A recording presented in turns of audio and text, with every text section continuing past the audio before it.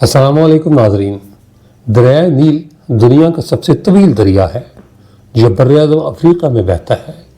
یہ دو دریاؤں نیل ابیض یعنی وائٹ نیل اور نیل ازرق یعنی بلو نیل سے مل کر تشکیل پاتا ہے۔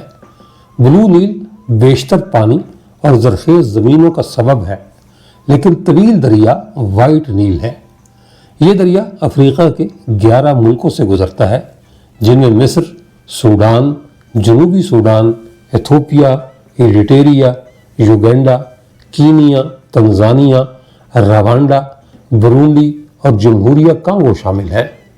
نیل ابیض یا وائٹ نیل وسطی افریقہ میں عظیم جھیلوں کے علاقے میں جنوبی روانڈا سے نکلتا ہے اور شمال کی جانب تنزانیہ، یوگینڈا اور جنوبی سوڈان سے گزرتا ہے، جبکہ نیل ازرق یا بلو نیل ایتھوپیا میں جھیل ٹانا سے شروع ہوتا ہے اور جنوب مشرقی سمت سفر کرتے ہوئے سوڈان سے گزرتا ہے۔ یہ دونوں دریا سوڈان کے دارالحکومت خرطوم کے قریب آپس میں مل جاتے ہیں۔ دریائے نیل کا شمالی حصہ سوڈان سے مصر تک مکمل طور پر صحرا سے گزرتا ہے۔ جنوبی مصر میں اس دریا پر مشہور اسوان ڈیم تعمیر کیا گیا ہے، جو 1971 میں مکمل ہوا۔ اس بند کے باعث ایک عظیم جھیل تشکیل پائی جو جھیل نصر کہلاتی ہے۔ یہ جھیل مصر اور سوڈان کی سرحد پر واقع ہے، تاہم 83% جھیل مصر میں جبکہ 17% سوڈان میں ہے، جہاں اسے جھیل نوبیا کہا جاتا ہے۔ جھیل نصر 550 کلومیٹر طویل اور زیادہ سے زیادہ 35 کلومیٹر چوڑی ہے۔ اس کا کل رقبہ 5250 مربع کلومیٹر ہے، جبکہ پانی کے ذخیرے کی گنجائش 10 کروڑ 70 لاکھ ایکڑ فٹ ہے۔ مصر کی آبادی کی اکثریت اور تمام شہر اسی دریا کے کنارے آباد ہے۔ مصر کا دارالحکومت قاہرہ دریائے نیل کے کنارے اور اس کے جزائر پر عین اس جگہ واقع ہے جہاں دریا صحرائی علاقے سے نکل کر 2 شاخوں میں تقسیم ہو کر ڈیلٹائی خطے میں داخل ہوتا ہے۔ دریائے نیل 6695 کلومیٹر یعنی 4160 میل کا سفر طے کرنے کے بعد اس ڈیلٹائی علاقے سے ہوتا ہوا بحیرہ روم میں گرتا ہے۔ قدیم مصر کے تمام آثار قدیمہ بھی دریائے نیل کے کناروں کے ساتھ ملتے ہیں، کیونکہ 4000 سال قبل مسیح میں صحرائے اعظم کی وسعت اور خشک سالی کے باعث مقامی باشندے دریائے نیل کی جانب ہجرت کر گئے تھے، جو عظیم مصری تہذیب کا پیش خیمہ بنی۔ دریائے نیل کے ایک معاون دریا کا نام دریائے اتبارہ ہے، جسے سرخ نیل بھی کہا جاتا ہے، لیکن اس میں صرف اسی وقت پانی ہوتا ہے جب ایتھوپیا میں بارش ہو۔ عام طور پر جھیل وکٹوریہ کو نیل ابیض کا دہانہ مانا جاتا ہے، تاہم ماہرین کا کہنا ہے کہ نیل ابیض کا دہانہ روانڈا کے جنگلات میں ہے، جس کے بعد یہ جھیل وکٹوریہ سے سفر کرتا ہوا یوگینڈا میں اس کا ساتھ چھوڑ دیتا ہے۔ 500 کلومیٹر کے سفر کے بعد یہ کیوگا اور پھر جھیل ایلبرٹ سے ہوتا ہوا سوڈان پہنچتا ہے۔ اس مقام پر یہ بحر الجبل یعنی کوہستانی دریا کے نام سے جانا جاتا ہے۔ بحر الغزال کے ملاپ کے بعد یہ دریا بحر الابیض یعنی سفید دریا کہلاتا ہے، جسے دنیا نیل ابیض یا دریائے نیل کے نام سے جانتی ہے۔ نیل ازرق ایتھوپیا کے پہاڑوں میں واقع جھیل ٹانا سے نکلتا ہے۔ یہ 1400 کلومیٹر کا سفر طے کرنے کے بعد سوڈان کے دارالحکومت خرطوم کے قریب نیل ابیض میں مل جاتا ہے اور دریائے نیل تشکیل دیتا ہے۔ یہ دریائے فرات سمیت ان 2 دریاؤں میں سے ایک ہے جن کا تذکرہ قرآن مجید میں بھی موجود ہے۔ شاید اسی لیے جب تک اس کے دہانے کا علم نہیں تھا، کہا جاتا تھا کہ یہ جنت سے نکل کر زمین پر بہتا ہے۔ مشہور یونانی مورخ ہیروڈوٹس نے اسی دریا کے بارے میں کہا تھا کہ مصر دریائے نیل کی بخشش ہے۔ اس کی وجہ یقینی طور پر یہی تھی کہ قدیم مصر کے باسیوں کی خوشحالی اور استحکام کا واحد سبب دریائے نیل ہی تھا، جہاں وہ زرعی کام کر کے خوراک فراہم کرتے تھے۔ قدیم مصریوں کے دلوں میں دریائے نیل بڑی اہمیت رکھتا تھا، یہاں تک کہ انہوں نے اس کی تقدیس کی تھی اور اس کا پانی جسمانی اور روحانی طہارت، مذہبی رسومات ادا کرنے اور مردوں کے غسل کے لیے بھی استعمال کیا جاتا تھا۔ انہوں نے دریائے نیل کی پاکیزگی کا خیال رکھا تھا۔ ان کا خیال تھا کہ جو دریائے نیل کے پانی کو آلودہ کرتا ہے وہ دیوتاؤں کے قہر کا شکار ہو جاتا ہے۔ اس بات کا ذکر مذہبی کتابوں میں بھی کیا گیا تھا۔ اسی لیے قدیم مصری بہت فخر سے بتاتے تھے کہ انہوں نے دریائے نیل کے پانی کو آلودہ نہیں کیا۔ چونکہ قدیم مصری دریائے نیل کو زندگی کا اولین سرچشمہ مانتے تھے، اسی لیے اس پر ایمان لائے تھے، کیونکہ نیل خشک سالی سے ان کی زندگی کی حفاظت کرتا تھا۔ قدیم مصری اپنے موسیقی کے آلات پر دریائے نیل کے گیت گاتے تھے۔ وہ اس دریا کے سیلاب کو بھی مقدس سمجھتے تھے، اسی لیے انہوں نے اس کے لیے ایک دیوتا مقرر کیا تھا۔ چنانچہ قدیم مصری مذہبی فکر دکھاتی ہے کہ اس عظیم دریا کے پیچھے ایک روح پنہاں ہے، جس کے ذریعے زرخیزی لانے والا سیلاب کا پانی آ جاتا ہے، اور یہ روح دیوتا ہابی کی ہے۔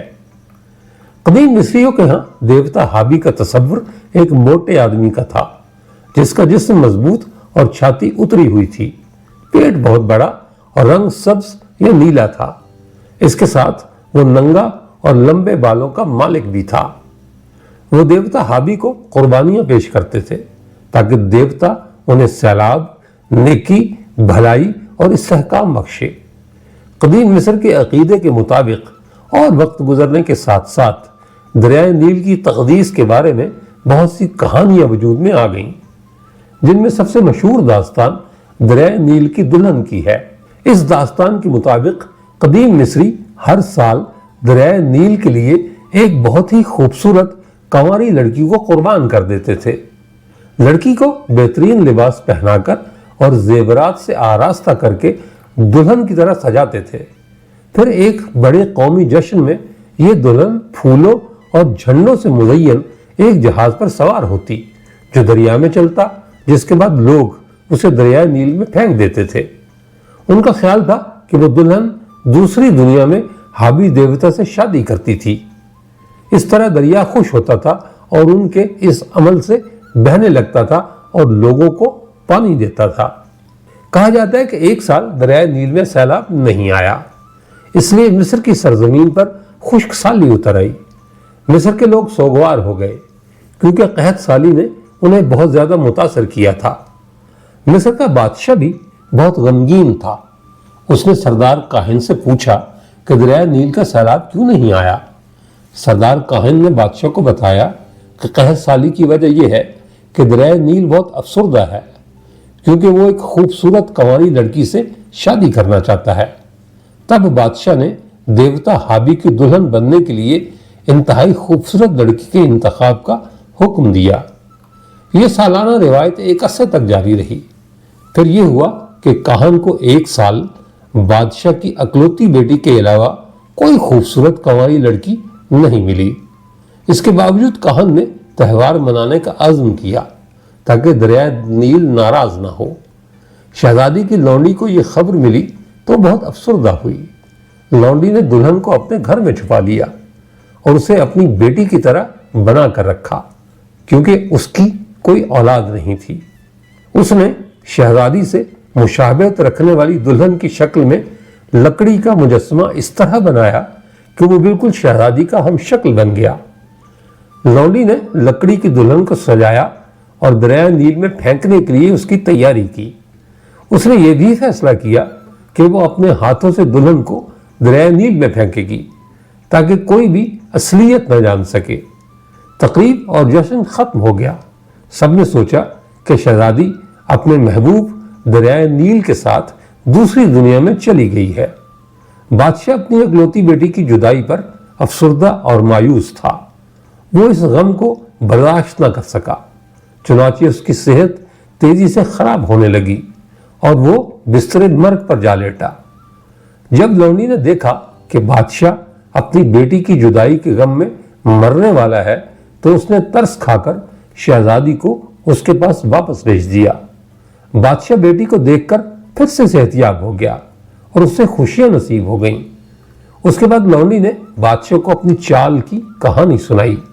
उस वक्त से हर साल असल लड़की के बजाय अहले मिस्र एक खूबसूरत लड़की की शक्ल में लकड़ी की दुल्हन बनाते और उसे सजाकर दरिया नील में फेंक देते।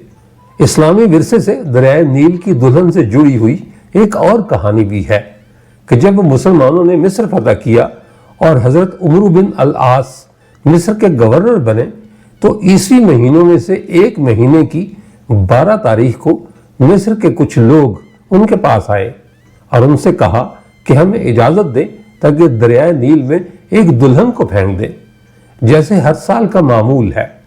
उन्होंने हजरत उमर बिन अल आस को यह भी बताया कि अगर ये रस्म अदा नहीं की जाएगी तो दरिया नील जारी नहीं होगा और खुश्क साली मिस्र का मुकद्दर होगी। हजरत उमर ने उनसे कहा कि इस्लाम में ऐसी कोई बेहुदा रस्म जायज़ नहीं। इस्लाम ने तो पहले की ऐसी तमाम रसूमात जाहिलियत को मिटा दिया है, इसलिए तुम इस रस्म पर हरगिज अमल न करना। मिस्रियों ने गवर्नर के हुक्म की तामील की और उस साल दरिया नील में किसी भी लड़की को नहीं फेंका गया। दरिया नील की रवानी रुक गई और दरिया बिल्कुल खुश्क हो गया। लोगों ने परेशानी के आलम में मिस्र को खैरबाद कहने का फैसला कर लिया। हजरत उमर बिन अल आस ने यह मामला देखा तो खलीफा वक्त अमीरुल मोमिनीन हजरत उमर फारूक को पूरा वाक़या लिख भेजा। हजरत उमर रजी अल्लाह ताला अन्हु ने उमर बिन अल आस को एक रुक्का अरसाल फरमाया और कहा कि यह रुक्का दरिया नील में फेंक दे।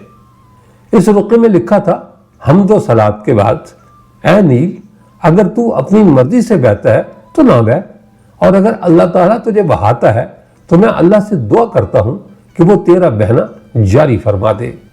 जब उमर बिन अल आस ने वो रुक्का दरिया में डाला तो अल्लाह ताला ने दरिया नील में पानी बहा दिया और उस दिन से आज तक दरिया नील कभी खुश्क नहीं हुआ।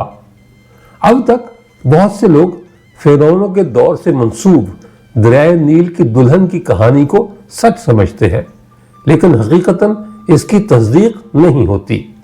मिस्रियों के मजहबी अकीदे के मुताबिक भी कहीं ये बात साबित नहीं होती कि वो किसी भी देवता के लिए इंसानी कुर्बानियां पेश करते रहे हैं।